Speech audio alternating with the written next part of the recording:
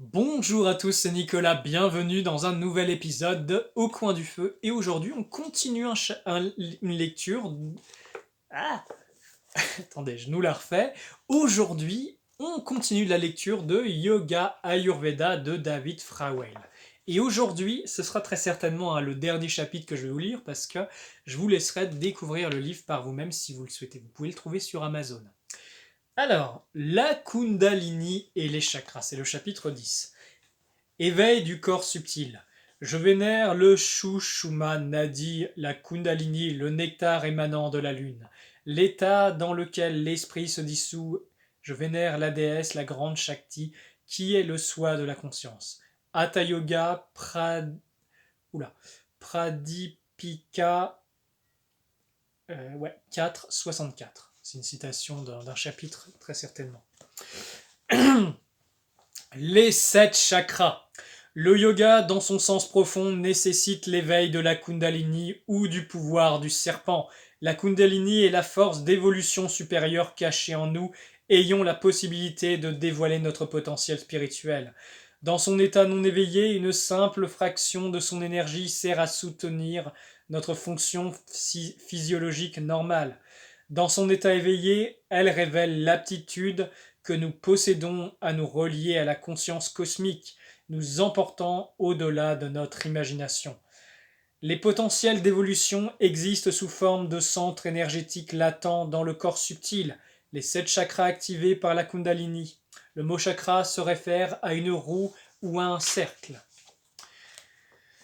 L'énergie en mouvement, les chakras sont également importants dans la guérison ayurvédique, en particulier en ce qui concerne le prana et l'esprit qui fonctionnent grâce à eux. Les chakras sont à l'œuvre derrière le système nerveux afin de diriger et guider le corps physique. Les 7 chakras sont composés de 3 régions principales. Les 3 chakras inférieurs sont regroupés de la base de la colonne vertébrale jusqu'au nombril, formant une partie longue de 15 à 20 cm. Ils sont tous 3 appelés kanda ou bulbes et constituent la région de feu. La Kundalini s'éveillant embrasse ces 3 chakras tel un feu de cheminée. La proximité de ces chakras explique la raison pour laquelle dans certains textes il est mentionné que la Kundalini s'élève à partir du chakra de la base de la colonne. Dans d'autres textes, elle s'élève à partir du chakra du sexe et dans d'autres encore à partir du nombril. De même, les 3 chakras supérieurs de la gorge, du troisième œil et du sommet du crâne sont étroitement liés et forment la région de la tête gouvernant les centres supérieurs du cerveau. Ils partagent de nombreuses qualités et pouvoirs communs, l'expression et de perception supérieure. Ils forment la région de la lune où Soma et possède des qualités de réflexion et de contemplation. Entre les deux régions se trouve le cœur ou chakra central qui sert de médiateur entre les deux groupes des 3 chakras, les reliant tous deux au nombril dans la partie inférieure de la gorge, dans la partie supérieure. Parfois le cœur est inclus avec les 3 chakras supérieurs et parfois avec les 3 chakras inférieurs. Cette région est celle du soleil déployant la lumière du feu et réfléchissant sa luminosité par la lune. Il est relié au plexus solaire situé entre le cœur et le nombril. Le triple chakra de la tête, siège de la lune. Sahasrara, chakra sommet du crâne, de la conscience. Ajna, chakra du troisième œil, œil du mental, globe de la lune. Vishuddha, chakra de la gorge ou de l'éther, reflet de la lune. Le cœur central, siège du soleil. Anahata, cœur ou chakra de l'air.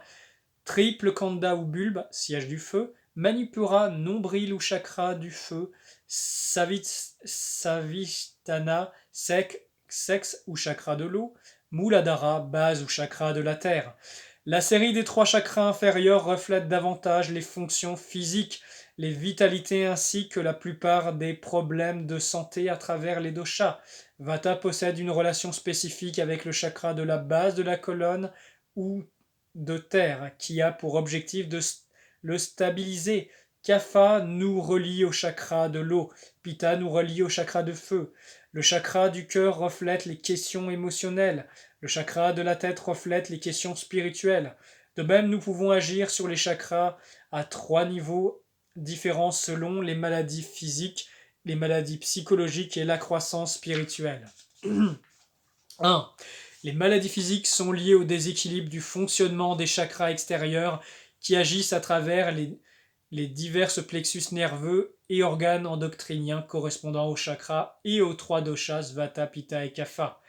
La maladie psychologique implique le déséquilibre du fonctionnement des chakras intérieurs, en particulier en ce qui concerne Prana, Tejas et Ojas, qui sont les éléments du corps subtil, du mental et de son champ d'impression.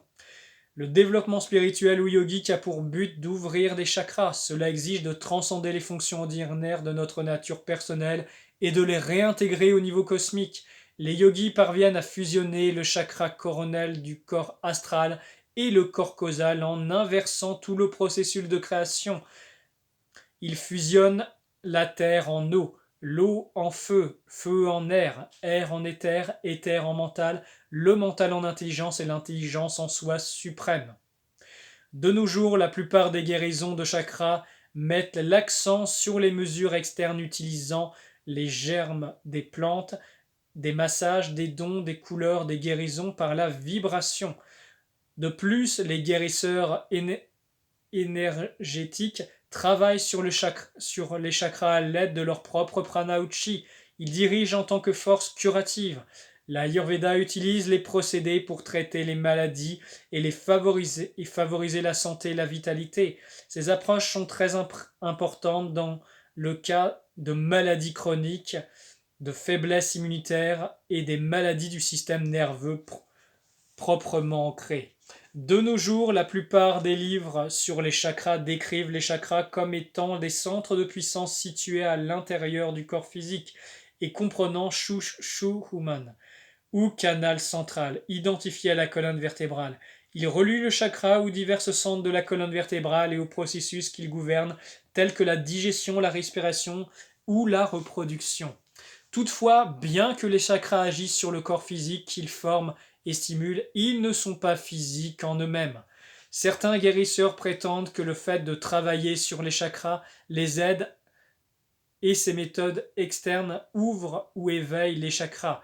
Il faut être prudent avec ces affirmations. Selon le yoga, dans un état humain ordinaire, il est extrêmement difficile de transcender, sauf à l'aide de pratiques spirituelles soutenues, les chakras restés fermés, ce qui signifie qu'ils ne fonctionnent absolument pas. Cela ne cause pas nécessairement de maladie, mais une ignorance spirituelle. Cette ignorance consiste à considérer que le monde extérieur est la véritable réalité et à vivre dans l'inconscience de notre véritable soi qui n'est ni le corps ni l'esprit, mais la conscience libre de penser. Nos chakras peuvent être fermés au niveau spirituel, mais nous pouvons pourtant être en bonne santé, équilibrés sur le plan affectif, créatifs sur le plan intellectuel et réussir dans notre vie. Cela dépend du fonctionnement des chakras extérieurs et non des chakras intérieurs. Ouvrir les chakras n'est pas un processus permettant d'améliorer nos aptitudes dans les domaines ordinaires de notre vie, bien que cela puisse les éclairer éventuellement afin de nous permettre d'accéder à un état dépassant la condition humaine ordinaire. À un état d'évolution supérieure, les chakras peuvent s'ouvrir véritablement à l'aide de pratiques intérieures, de pranayama, de mantras et de méditation. Les aides extérieures passant des régimes alimentaires aux gemmes peuvent s'avérer utiles mais doivent rester subordonnées à ces modalités supérieures afin de fournir un résultat optimal. De nos jours, la plupart des concepts, y compris ceux concernant les domaines spirituels ou New Age, restent toujours enfermés dans un paradigme matérialiste dans lequel nous nous efforçons de tout réduire à des coordonnées spécifiques d'espace et de temps. Nous utilisons cette idéologie pour aborder les phénomènes subtils tels que les chakras, les pranas ou les doshas. Toutefois, il est erroné de penser que les chakras sont semblables aux membres et organes du corps physique et qu'ils possèdent des formes de fonctions ou des apparences variables. Les chakras sont des centres énergétiques et fonctionnels et non des emplacements physiques. Nous les expérimentons à certains endroits du corps physique, mais leur action possède un impact sur tout le corps physique, sur le mental et également sur tout ce qui existe au-delà. Il en résiste que les chakras agissent de différentes façons et des moments différents pour chaque personne. Ils peuvent être en corrélation avec différents phénomènes à différents niveaux selon la façon dont l'énergie agit à travers eux. C'est la raison pour laquelle tous les livres sur les chakras, y compris les exposés yogiques, ne sont pas toujours d'accord dans les détails. Ces exposés présentent des idées différentes ou des méthodes différentes de travail avec les chakras. Ils ne sont pas nécessairement erronés, mais nous devons accorder la priorité aux enseignements traditionnels de yoga concernant les chakras, étant donné l'existence d'une longue tradition expérimentale derrière eux. Le corps subtil est le corps de nos impressions et de nos pranas. Pouvons-nous enfermer nos impressions dans une boîte? Tout comme le vent, le prana possède son propre mouvement, mais il ne se limite pas à un organe spécifique. Sommes-nous en mesure de dire où se trouve le vent où il et où il disparaît lorsqu'il cesse de souffler?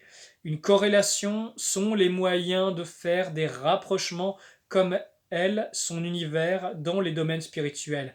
Et telles corrélations doivent posséder des variations. Nous devons apprendre à envisager le corps subtil selon la propre réalité qui enveloppe et interpénètre. La réalité physique à divers niveaux et non selon celle qui est parallèle au fonctionnement physique. Le corps subtil crée son propre temps et son propre espace, tel un rêve ou une vision. Il n'est pas limité aux facteurs et aux formes extérieures. Alors ensuite, vous avez un superbe chapitre qui répertorie les corrélations entre les différents chakras. Voilà. Donc ça, je vous laisserai le découvrir dans l'ouvrage. Je continue le chapitre. De plus, les chakras ouverts ne sont pas non plus partie du fonctionnement astral ordinaire. Ils sont liés à son rôle intensifié ou éveillé spirituellement. Ils représentent l'absorption du corps astral qui réintègre le corps causal et la conscience pure qui existe au-delà. Lorsque les chakras sont ouverts, le corps astral se dissout progressivement, tandis que nous pouvons établir une corrélation entre les composants et les fonctions des corps physiques et subtils. Nous devons comprendre que les deux corps ne sont pas identiques et que le corps astral spirituellement éveillé est quelque chose de supérieur ressemblant davantage à une brume énergétique se répandant au-delà des galaxies et non à quelque chose pouvant être défini en termes physiques. Kundalini et chakra. Les chakras font partie d'un système énergétique nettement supérieur à celui du corps physique. Prenons l'analogie suivante pour nous aider. Afin d'activer chacun des chakras, il est nécessaire de doubler la quantité d'énergie nécessaire au soutien de toutes les fonctions ordinaires du corps et du cerveau. Cette action nécessite environ 2 fois plus d'énergie pour activer le premier chakra de la base de la colonne ou de la terre que l'énergie nécessaire pour soutenir nos fonctions psychologiques ordinaires. Cela nécessite une quantité 2 fois plus grande pour activer le chakra suivant et ainsi de suite jusqu'au sommet du crâne. Ainsi, existe un changement de conscience plus important entre chaque chakra qu'il en existe entre la conscience humaine ordinaire et le premier chakra éveillé. Pour que les chakras puissent fonctionner, ils dépendent d'une source d'énergie supérieure à ce que le corps physique est en mesure de fournir. C'est le rôle de la Kundalini Shakti. La Kundalini n'est pas une force physique, ni quelque chose pouvant être contrôlé par le mental ordinaire ou l'ego. Elle est l'énergie de conscience concentrée ou l'attention. La Kundalini commence uniquement à fonctionner harmonieusement lorsqu'une personne possède un mental capable de se concentrer dans une seule direction. La Kundalini n'est pas une énergie séparée de la conscience, mais l'énergie de la conscience se manifestant lorsque le mental se libère du fractionnement des pensées et des émotions provenant de l'ego. L'éveil de la Kundalini demande que le prana ou force vitale pénètre dans Shuma ou canal central. Cela se produit lorsque le prana abonde sa fixation sur le monde extérieur et abandonne son implication sensorielle.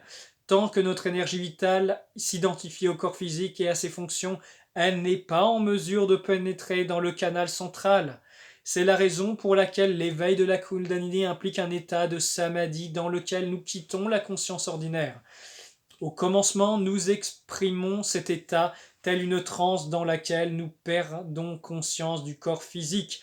Ensuite, nous expérimentons dans l'état de veille sans exprimer le trouble d'ordre physique, mais nous expérimentons plus le corps physique comme étant notre propre identité véritable.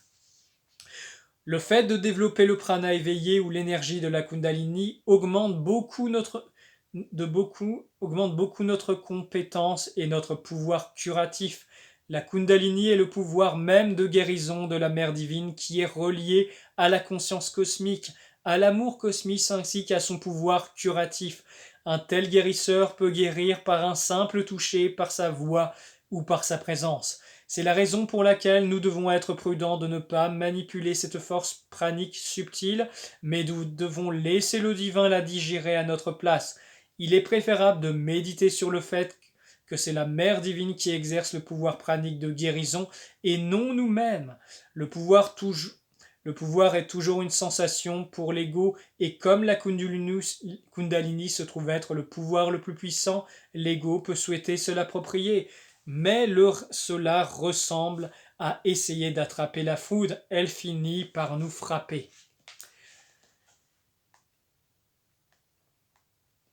Très bien.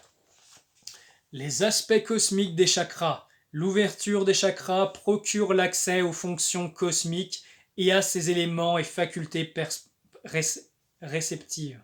Le chakra fournit la connaissance de l'unité des constituants objectifs de l'univers, entre parenthèses, éléments, les instruments de cognition, organes des sens, et les instruments d'action, organes d'action, qui sont en constituants subjectifs de l'univers. Lorsque les chakras sont ouverts, nous expérimentons la nature cosmique et ses facteurs qui font partie de notre propre conscience profonde.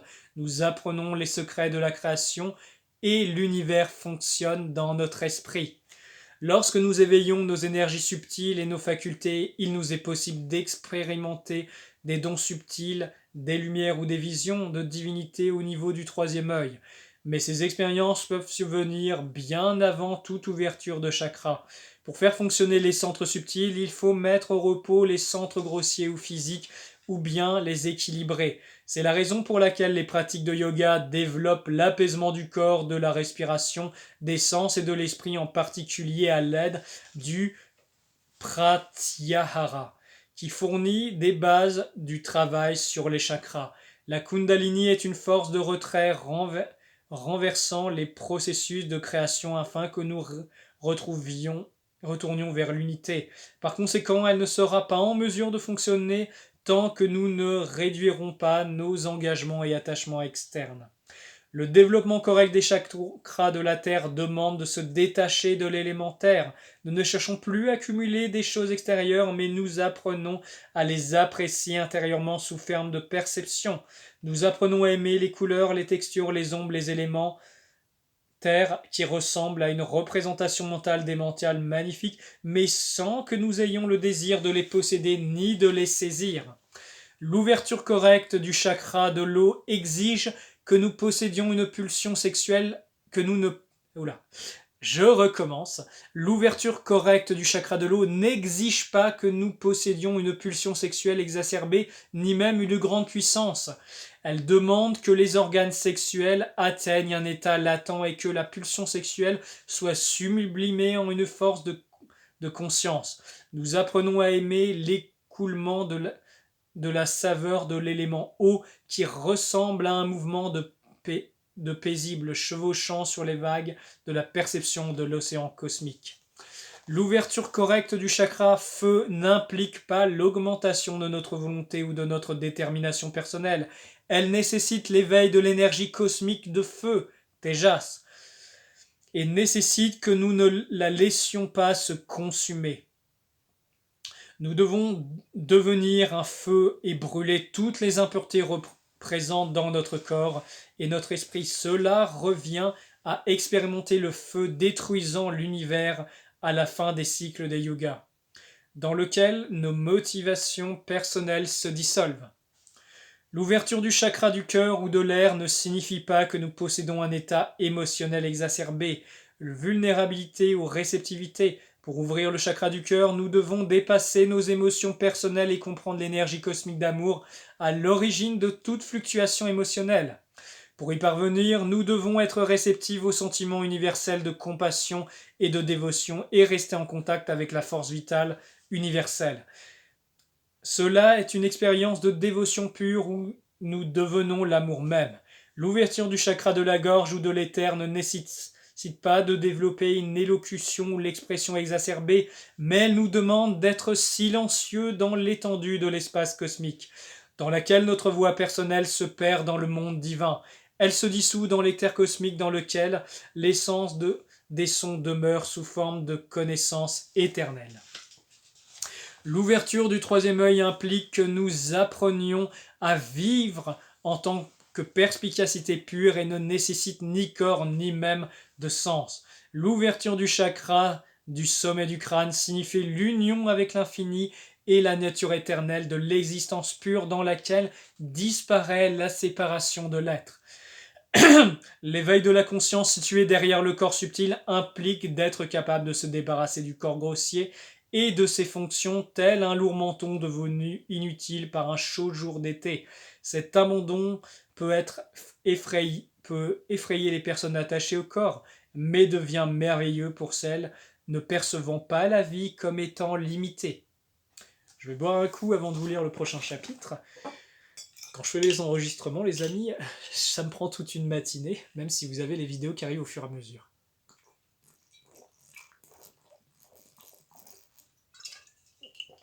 Et ouais, à force de lire, il faut renforcer le prana de l'eau, hein, parce que sinon je vais m'assécher. Alors, les chakras et expériences... Attends. Les chakras, les expériences et les pouvoirs. Chaque chakra fournit une conscience correspondante à un niveau de l'univers ou à des mondes différents, lokas, existant au-delà du monde physique. Ils nous permettent d'acquérir la compréhension des interactions sublimes de la nature, prakriti, des sens et de leur essence sublime, tanmatras, et de la force vitale, prana, et du processus de création cosmique. Les sous-plans correspondent de l'univers astral qui dépasse en merveille tout ce qui existe dans le monde physique peuvent se révéler au troisième œil. Nous pouvons alors apercevoir de magnifiques montagnes astrales, de vastes étendues d'océans astro-translucides, des soleils astro-luisants et des étoiles astrales scintillantes. Nous pouvons chevaucher les vents astraux traversant divers mondes ou étendre notre esprit à travers des espaces astro infinis et à travers leur univers de beauté et de plaisir. Nous pouvons rencontrer des sages et des divinités ou des amis de vie précédente, renouer des relations d'âme. Dans les chakras supérieurs, nous pouvons avoir accès à des royaumes causals de pure connaissance, de perception idéale et de conscience infinie existant au-delà des limitations personnelles. Nous pouvons visiter l'atelier de la création et observer la façon dont l'univers est créé par le mental et la seule pensée. Toutefois, les yogis ne désirent pas tous explorer les mondes ou les facultés liées au chakra. De nombreux grands janis ou yogis sur le chemin de la connaissance s'efforcent de fusionner directement avec la pure unité ou l'absolu se trouvant au-delà des corps subtils et causals. Lors de leur éveil, il se peut que les yogis distinguent à peine les chakras et leurs fonctions. À partir de leur expérience telle que celle vécue par Ramana Maharshi et qui représente l'expérience la plus caractéristique nous concernant. Il n'existe qu'un seul chakra ou centre qui est celui du soi situé dans le cœur. C'est à partir du soi que tous les phénomènes des mondes grossiers et subtils apparaissent et que les corps prennent naissance telles des images reflétées dans un miroir où l'écume se forme à la surface des vagues de l'océan. De même, de nombreux grands dévots cherchent à s'abandonner à Dieu ou Bhagavan, situé dans le cœur, et ne s'intéressent pas aux diverses expériences des chakras, même lorsque ces expériences leur apparaissent. Très peu de personnes sont en mesure d'expérimenter ces états supérieurs, mais il faut que nous sachions que que les chakras sont une série d'étapes et non une fin en soi, et qu'ils peuvent devenir une distraction si nous ne sommes pas vigilants. Les écrits yogiques mentionnent divers siddhis ou pouvoirs psychiques. Ils sont principalement liés au corps subtil et à ses pranas respectifs, étant donné que la manière subtile de l'entière est entièrement malléable. Udana subtil, où l'air ascendant nous permet de devenir aussi léger que nous le souhaitons et nous permet également de nous soulever par lévitation, l'agyam. Apana subtil, où air descendant nous permet de devenir aussi lourd et aussi stable que nous le désirons, garima. Viana subtil, où l'air expansible nous permet de devenir aussi grand que nous le souhaitons et nous développer à l'infini, mahima. Samana subtil, où l'air se contractant nous permet de devenir aussi petit que nous le souhaitons et d'être parfaitement concentré, anima. Le prana principal lui-même nous permet d'obtenir ce que nous désirons, prapti. Lors de l'ouverture, les chakras, nous pouvons expérimenter les pouvoirs correspondants dans le corps subtil. Parfois, leur effet s'étend également au corps physique. De plus, nous ne devons pas oublier qu'il existe de nombreux états subtils dans la conscience physique ordinaire et l'éveil véritable de la Kundalini et des chakras. Nous ne devrions pas considérer ces expériences extraordinaires comme étant l'illumination ou l'expérience de la Kundalini. Les visions, les expériences lors du corps, les trans, les channelings, les rêves mystiques, les génies, les inspirations de toutes sortes et autres états similaires, même lorsqu'ils sont justifiables, peuvent toujours passer à côté du véritable éveil de la Kundalini et ne doivent absolument pas être confondus avec la réalisation du soi, nécessitant le développement complet de notre conscience au lieu de nous adonner à des expériences ou à des entités situées à l'extérieur de nous-mêmes. L'ouverture correcte des chakras nécessite la grâce divine. Nous ne la développons pas délibérément et elle n'est pas non plus provoquée par les troubles émotionnels. Essayez d'éveiller la Kundalini sans avoir tout d'abord purifié le corps et l'esprit, entraîne des effets secondaires dans lesquels l'esprit ou force vitale devient perturbé et dans lesquels surviennent diverses expériences illusoires. C'est la raison pour laquelle les textes yogiques traditionnels ont toujours insisté sur l'importance d'un style de vie et d'un comportement adéquat, yamas ou niyamas, ainsi que sur l'importance d'un régime d'hygiène de vie ayurvédique approprié comme étant la base de pratique de Kundalini. Bien qu'il soit possible de vivre des expériences irrationnelles et de Kundalini ou de chakra, la plupart d'entre elles proviennent de troubles praniques ou mentaux. Lorsque le mental n'est pas purifié, il peut se produire des activités exacerbées des chakras inférieurs ainsi qu'une augmentation de leurs pulsions physiques et émotionnelles. C'est la raison pour laquelle nous devons veiller à travailler sur les chakras inférieurs en respectant la vision des chakras supérieurs, principalement du cœur ou du troisième œil. En plus des 7 chakras supérieurs, il existe 7 chakras inférieurs situés sous Muladhara. Ces chakras sont liés au monde des enfers, au royaume astral inférieur des Asuras, anti-dieux, et s'efforcent de nous maintenir dans l'ignorance et l'illusion. Il est possible de choir dans ces chakras inférieurs et dans leur expérience négative, faite de colère, de fierté et de pouvoir, si nous ne prenons pas garde. Lorsque nous abordons les chakras avec précaution et avec le bon conseil, nous n'avons rien à craindre, mais il est préférable d'être très prudent et non trop audacieux lorsque nous travaillons avec les forces semblables à la foudre. Nous devons surtout comprendre que l'ouverture des chakras n'est pas une fin en soi, mais qu'elle fait partie du processus de réalisation du soi. Les chakras ne nous indiquent pas seulement le chemin à suivre, ils nous indiquent également les chemins secondaires où nous risquons de nous égarer. Nous avons non seulement besoin de les comprendre, mais de comprendre également leur lien cosmique. Et voilà les amis, cette vidéo est terminée. Je vous laisse découvrir les autres chapitres. Il y en a un qui est sur les nadis, qui est aussi vraiment passionnant.